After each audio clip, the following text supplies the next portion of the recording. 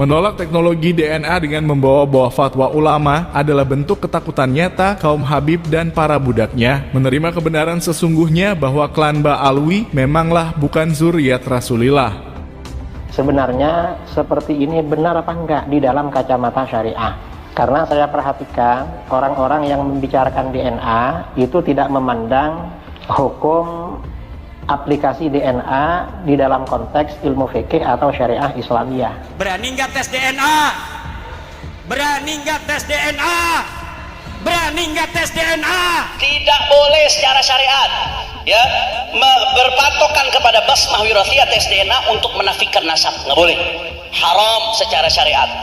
Ya, jawabannya dari hasil muktamar NU yang ke-31 itu jawabannya bisa untuk menafikan ilhaqun nasab, bisa untuk menafikan penggabungan nasab.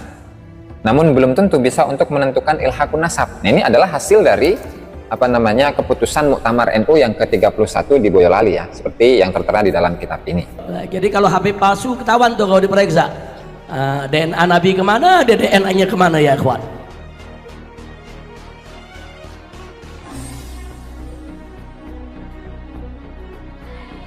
Lengkap sudah pembelaan Dedengkot NU garis ngaceng Idrus Ramli kepada tuan majikannya, anak cucu Ubaidillah, yang akhir-akhir ini kepalsuan nasab mereka dibongkar habis oleh para ulama dan umat Islam bangsa Nusantara. Diawali dengan kebodohan dia yang menggunakan kitab nasab yang ditulis pada abad ke-9 Hijriah untuk mengesahkan nasab orang yang hidupnya berjarak 500 tahun sebelumnya. Lalu menyebarkan doktrin seperti yang dilakukan oleh tuan majikannya bahwa yang menafikan kaum Habib dianggap melawan ulama, bahkan dicap tidak berakhlak kepada Rasulillah. Kemudian yang paling ramai adalah mengharamkan teknologi DNA karena sudah ada fatwa ulama dari negara-negara Timur Tengah bahwa tes DNA untuk menyambungkan dan menafikan nasab adalah haram hukumnya dalam kacamata syariah. 3 macam pembelaan yang semuanya sama sekali tidak bisa menyelamatkan nasab sang tuan majikannya dan justru semakin menampakkan kebodohan dia. Bahkan pembelaannya yang mengulang doktrin Hanif Alatas tentang tes DNA telah menjadi bukti yang nyata bahwa kaum Habib dan para anjing penjaganya sangat ketakutan untuk menerima kebenaran sesungguhnya jika kaum Habib anak cucu Ubaidillah adalah keturunan palsu Rasulillah. Koar-koar menyebarkan fitnah bahwa orang-orang yang menggaungkan tes DNA sama sekali tidak memandang hukum syariah, padahal para ulama Nusantara 20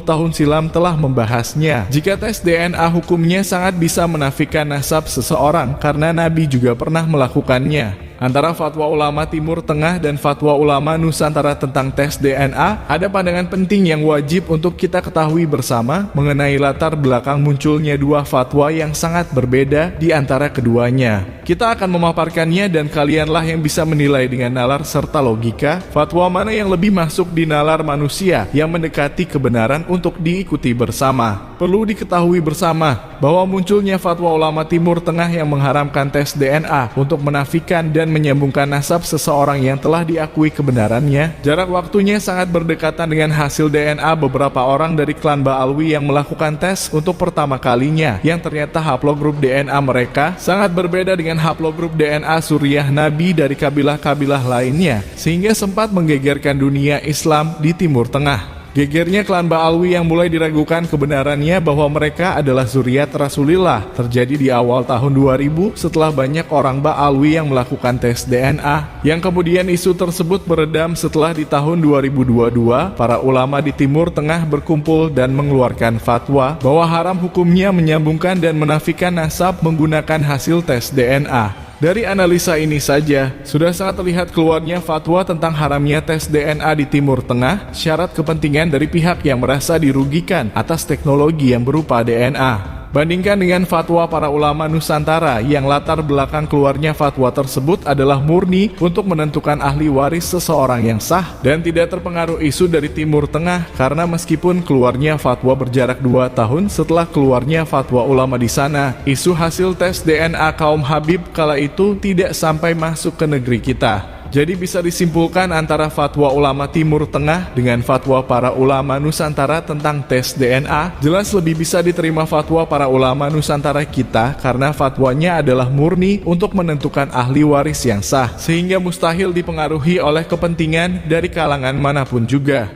Jadi untuk hasil keputusan NU itu sendiri, itu DNA bisa untuk menafikan ilhaqun nasabnya, tapi untuk menentukan ilhaqun nasab tidak bisa.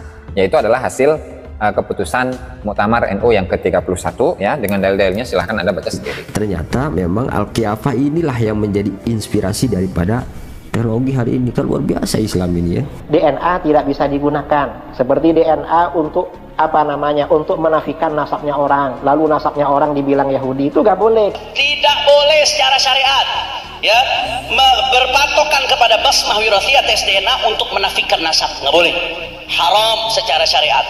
Jadi nasab udah sabit secara syariat, diakui oleh para nasabah, diakui oleh ulama-ulama, haram. Sekedar untuk memastikan saja haram, nggak boleh. Bahkan ini rekomendasi wajib bagi jihad mukhtassah seperti pemerintah untuk melarang, keluarin undang-undang larang wa fardul uqubat, untuk ngasih hukuman bagi siapa? Bagi mereka yang ngutak-ngatik nasab dengan tes DNA. Ini rekomendasi Forum Fikih Dunia.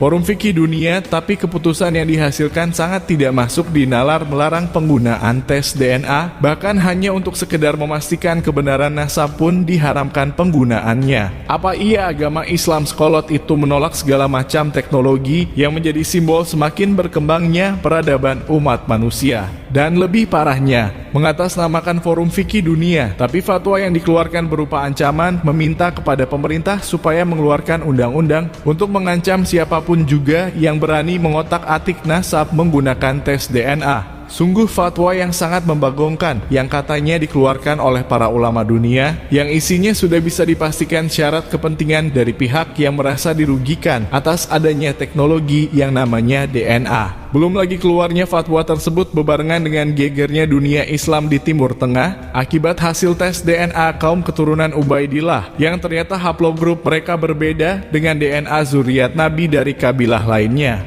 Itulah yang semakin meyakinkan kita bahwa munculnya fatwa tersebut tidak lepas dari adanya unsur kepentingan agar klan Ba'alwi tetap diakui sebagai zuriat Rasulillah oleh umat Islam di seluruh dunia. Atas dasar itulah umat Islam bangsa Nusantara haram mengikuti fatwa dari mereka, karena para ulama kita sendiri sudah berfatwa bahwa menafikan nasab bisa dilakukan berdasarkan dengan hasil tes DNA. Dan fatwa ulama Nusantara jelas lebih masuk di nalar kita, karena mustahil manusia memiliki jalur DNA yang tidak sama dengan DNA leluhurnya. Dan ketika kaum Habib dan para anjing penjaganya terus menolak tes DNA untuk membuktikan nasab mereka bersambung kepada Rasulullah, maka biarkan saja. Semua penolakan mereka justru semakin menguatkan keyakinan kita dan semakin membuat kita bersemangat untuk membongkar dusta mereka sebagai keturunan palsu Rasulullah. Tugas kita bukan menyadarkan golongan mereka, tapi tugas kita adalah menyadarkan saudara sesama pribumi kita yang telah mati akal sehatnya, sehingga mereka terus memuja dan membela secara membabi buta cucu palsu Rasulillah dan memusuhi sang cucu aslinya, para zuriat Wali Songo penyebar agama Islam di bumi Nusantara.